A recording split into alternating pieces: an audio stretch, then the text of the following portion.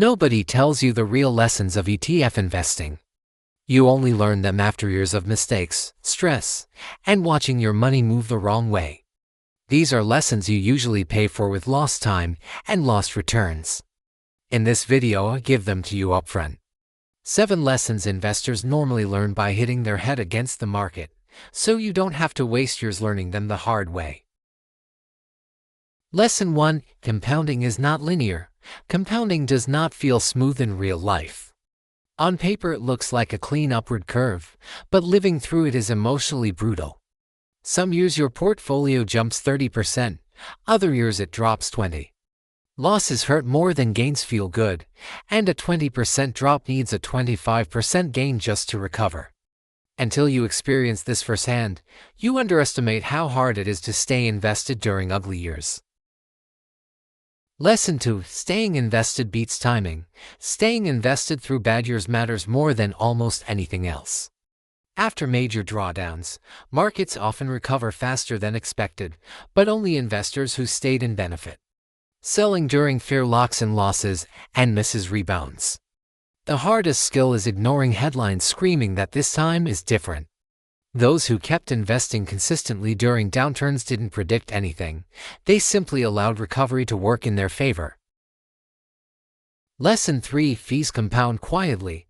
Expense ratios feel irrelevant in the short term but compound into real money over decades.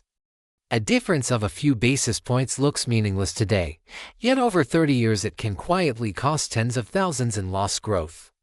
That said, fee obsession can backfire if it stops you from investing at all. The real danger is not paying slightly higher fees, it is delaying compounding while waiting for perfection. Lesson 4: Dividends add staying power. Dividends matter less mathematically than psychologically. When prices fall, growth portfolios offer nothing but a shrinking number on a screen. Dividend ETFs keep paying regardless of market mood, creating emotional staying power. Receiving cash during drawdowns makes holding easier, not because returns are higher, but because income gives reassurance. Dividends are not magic, but they help investors survive their own emotions. Lesson 5: Dollar cost averaging is behavioral. Dollar cost averaging works less because of price smoothing and more because it removes decision fatigue.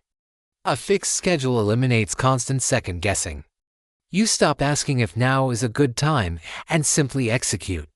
Over time, this consistency beats delayed lump sums waiting for perfect entry points that never arrive. Systems outperform intentions because they keep you invested when emotions would otherwise interfere. Lesson 6: Diversification can be overdone. Diversification does not mean owning many ETFs.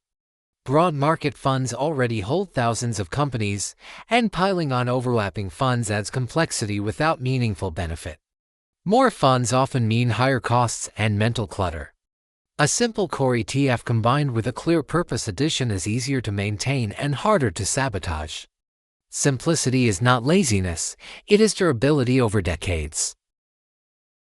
Lesson 7: Check less, earn more. Checking your portfolio less often actually improves results.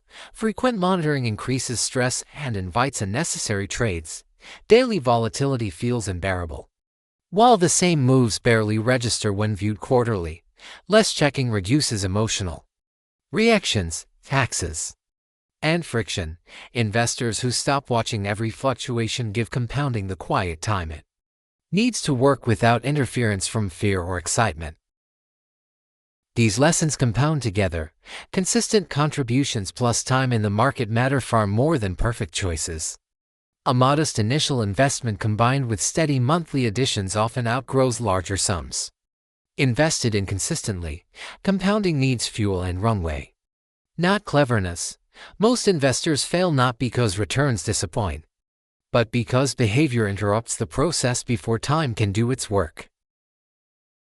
The real risk in ETF investing is not volatility, it is forced selling. Unexpected expenses push investors to sell during downturns, locking in losses. Emergency cash outside investment accounts protects compounding by preventing panic decisions. Liquidity planning is boring, but it is what allows long-term strategies to survive real life. Without it, Even the best portfolio can fail at the worst moment.